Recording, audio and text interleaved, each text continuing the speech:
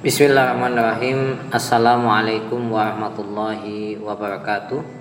Jumpa lagi dengan kami Ngenet, yaitu segala sesuatu tentang dunia internet. Tapi pada kesempatan kali ini kita akan lebih banyak membahas tentang dunia SEO, yaitu Search Engine Optimization, atau bagaimana kita lebih dikenal di mesin pencari seperti Google. Nah, pada pagi hari ini saya akan membahas tentang bagaimana SEO off page ya.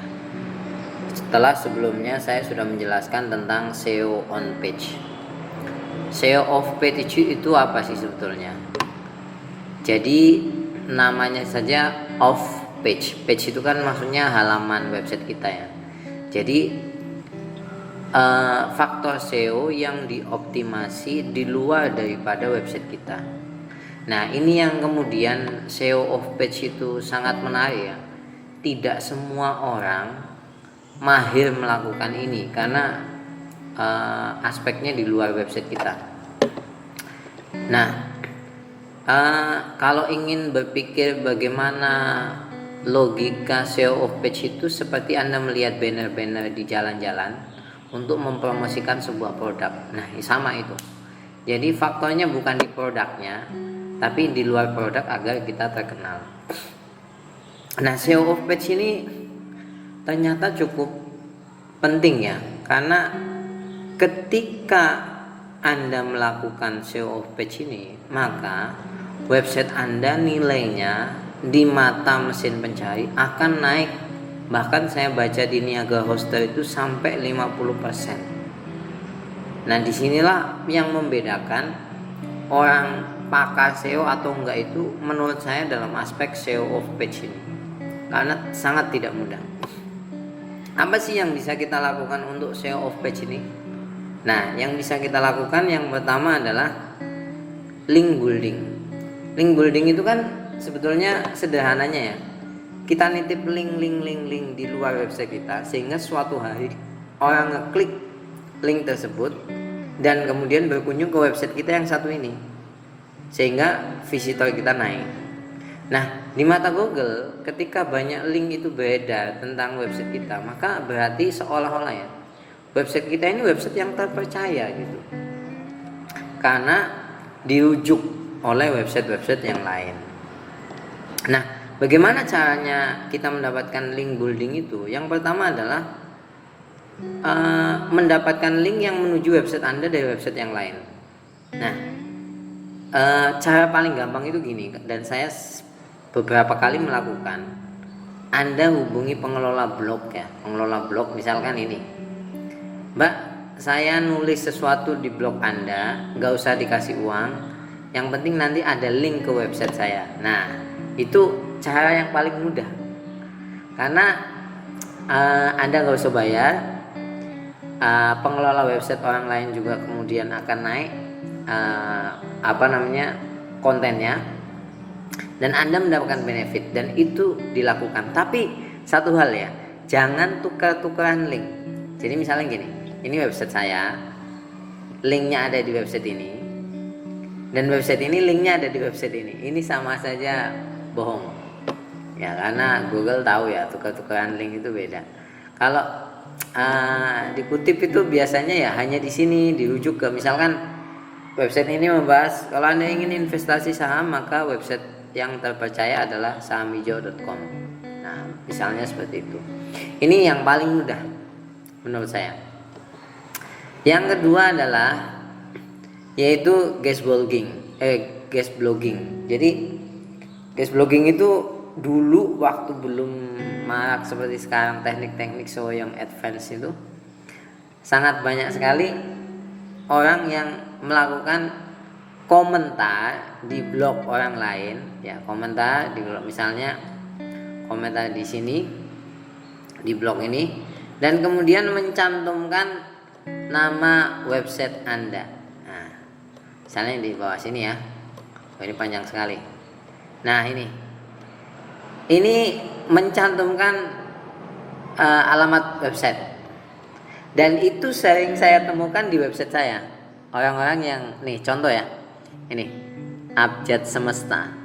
Dia nulis abjadnya.com. Nah ini ada link. Nah ini biasanya dilakukan oleh orang-orang yang pengelola blog. Biasanya ini istilahnya blog walking ya. Ini Anda lakukan saja. Ketika saya klik ini, nah dia muncul ke sini ke blog ini. Ya itu sah-sah saja, nggak ada masalah. Dan itu bagus untuk SEO of page kita. Bisa juga Anda mencantumkan di toko online. Pokoknya Anda berpikir gini loh, website apa yang bisa kita nitip link gitulah. Toko online juga bisa. Atau berikutnya adalah di forum-forum juga bisa. Nah yang sulit adalah, ini yang sulit ya, dan ini sangat bagus sekali, Anda menitipkan link di website yang otoritatif. Otoritatif itu maksudnya dalam niche yang sama ya, atau visitornya sangat besar, atau dikenal dengan website besar. Contoh misalkan, ini kan saya websitenya tentang dunia pasar modal. Kalau saya mendapatkan backlink dari kontan, ya ini kontan yang mana tentang dunia investasi, keuangan, bisnis, maka website saya ratingnya akan naik dengan luar biasa. Nah ini sangat penting sekali. Bisa juga dengan blog yang sejenis, yang satu tema, yang tentang saham juga bisa. Pokoknya dititipkan linknya. Nah ini juga hal penting ya. Google itu kan ada namanya prinsip EAT ya, expertise, authoritativeness, dan trustworthiness. Ini berkaitan dengan bagaimana membuat website itu terpercaya. Jadi Google itu meningkatkan rating sebuah website karena otoritasnya dalam bidang tertentu. Jadi kalau misalkan Anda bukan dokter gitu, terus membuat blog kesehatan misalkan, itu sangat ratingnya akan sangat rendah ya. Walaupun saya suatu waktu pernah menyampaikan kalau Anda bikin blog tentang dunia kesehatan, masuklah di niche yang lebih dalam gitu. Tapi lebih baik yang mengelolanya dokter, karena di Google ada prinsip ini dan terpercaya. Nah maka ketika Anda banyak dirujuk oleh website-website yang sejenis, maksudnya satu niche, websitenya besar, maka nilai website Anda akan tinggi ya. Yang terakhir ini jangan lupa medsos ya, bangun visitor dari medsos. Maksudnya bisa Anda update di medsos satu berita, kemudian berita itu banyak komentar, atau Anda masukkan hashtag tertentu untuk link website Anda dan lain sebagainya. Terus terang kalau saya pribadi melakukan SEO of page itu minimalis ya, tidak begitu banyak. Baik di website pertama atau website kedua saya minimalis, paling hanya nitip posting di blog yang lain. Kalau yang lain-lainnya saya tidak terlalu ngoyo, tidak terlalu misalkan harus blog walking seperti ini misalkan, saya tidak. Kenapa? Karena saya mementingkan konten. Karena prinsipnya kalau dalam sudut pandang saya itu, kalau konten kita bagus, itu akan dikutip oleh website yang lain. Itu prinsip saya, dan itu sering terjadi di website saya yang pertama. Itu ketika saya nulis konten-konten bagus, maka pada akhirnya dikutip website-website yang lain. Jadi seperti itu. Kalau saya ini kan blogger yang sudut pandangnya content minded lah.